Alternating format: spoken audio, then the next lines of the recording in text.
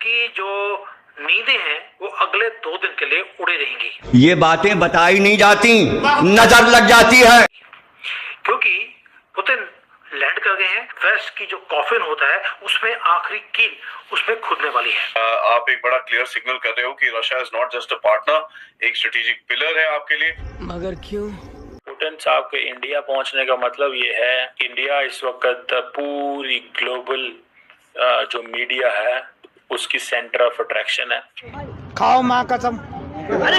क्योंकि वहाँ पे सिचुएशन ही ऐसी है। तो चलिए शुरू करते हैं S-500 को, जिसको लेकर न केवल पाकिस्तान अभी तो पूरा विश्व चिंतित है। पूरा विश्व चिंतित है कि भाई यदि भारत S-500 का उपयोग कर लेगा, और वो डायमेंशन है ब्लैकमेल की जिसको बोलते हैं न्यूक्लियर ब्लैकमेल।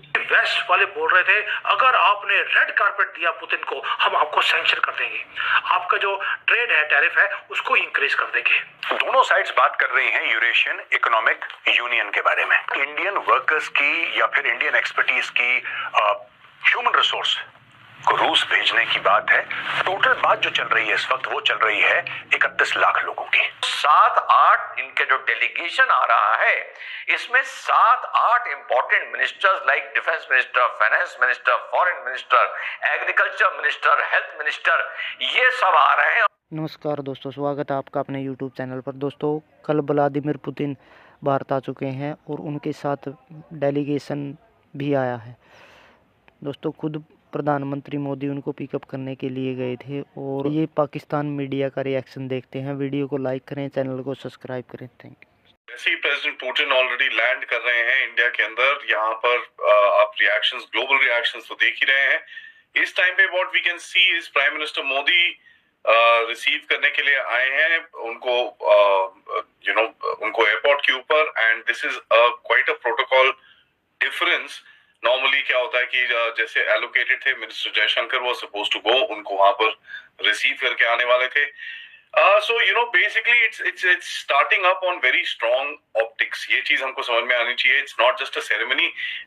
आप एक बड़ा क्लियर सिग्नल कर रहे हो कि Russia is not just a partner, एक स्ट्रेटेजिक पिलर है आपके लिए, एंड आपका जो लॉन्ग टर्म ऑब्जेक्टिव्स हैं उसके अंदर Russia features very very strongly in this entire thing. अभी जो न्यूज आ रही है अभी तक कि 12 major government to government agreements will be signed before Putin साहब लीव्स।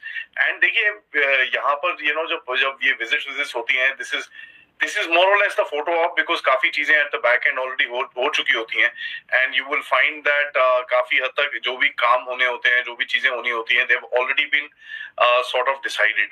अब देखिए, मोदी जी पुतिन को मिलना वहां पर is a very big signal. एक चीज इसको हमको ध्यान में रखना पड़ेगा कि it's reserve for strategic partners, ठीक है। एंड यहाँ पर आप देखेंगे कि जिस तरह से Vladimir Putin also extended similar courtesy to Modi ji थोड़े टाइम पहले चाइना के अंदर, जहां पर उनको एक जो उनकी 45 मिनट सीक्रेट कॉन्वर्सेशन हुई थी, he actually waited for Modi ji for more than 10 minutes before Modi ji बाहर निकले, and then they sat in the car and they went wherever they had to and had the conversation. Putin साहब तो पहुंच गए हैं India, और पुतिन साहब के इंडिया पहुंचने का मतलब ये है कि इंडिया इस वक्त पूरी ग्लोबल जो मीडिया है उसकी सेंटर ऑफ अट्रैक्शन है। क्योंकि वहाँ पे सिचुएशन ही ऐसी है। Everybody wants to talk on Putin India, Putin's visit to India, everybody wants to engage and know कि ये क्या हो रहा है। एक बात। दूसरी बात इसमें ये है, जिसको मैं कहना चाहता हूँ वो ये है कि अमेरिका के अंदर कुछ कांग्रेसमैन ने एक लेटर लिख दिया पाकिस्तान के खिलाफ और पाकिस्तान के फील्ड मार्शल के खिलाफ। अब वो क्या कह रहे हैं?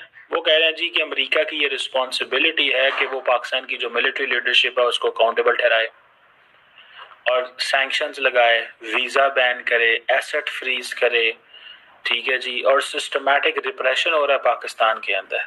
इसको इंडिया के अंदर बहुत हाईलाइट किया जा रहा है कि जी पाकिस्तान के अंदर अथॉरिटेरियन सिस्टम है, वो वहाँ पे रिप्रेशन है। 44 अमेरिकी कांग्रेसमैन का ये जो लेटर है मार्को रूबियो को, और इसमें अमेरिकी जो सेक्रेटरी गवर्नमेंट को वो ये कह रहे हैं, एग्जीक्यूटिव ब्रांच को, कि भाई आप ऐसे करें। रूस भारत को ये कह रहा है कि यार देखो, हमारे यहाँ ना मैन पावर बहुत कम है, और आपके पास जो मैन पावर है वो एजुकेटेड है, वो ट्रेंड है, वो स्किल्ड है, तो हमें भारत से मैन पावर चाहिए, right from the top to the bottom.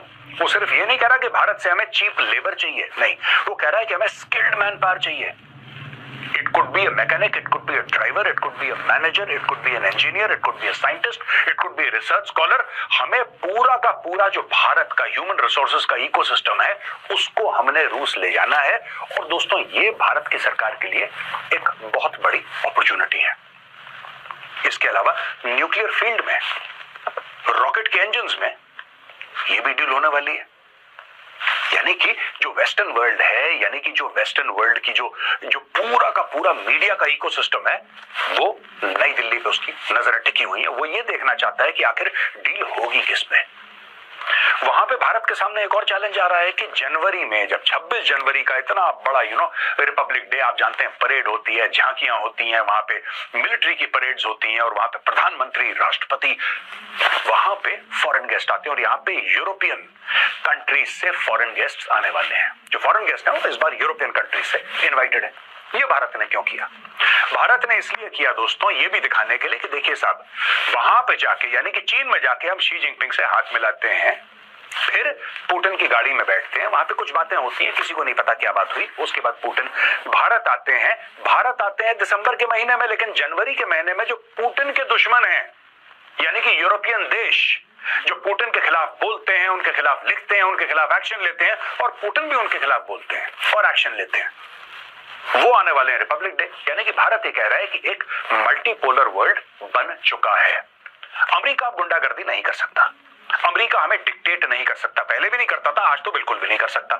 लेकिन दोस्तों फिर भारत को एक डिप्लोमेटिक टाइट रोप चलनी पड़ेगी। ये बहुत जरूरी है भारत के लिए। भारत ना रूस को नाखुश कर सकता है, ना अमेरिका को नाखुश कर सकता है। क्यों?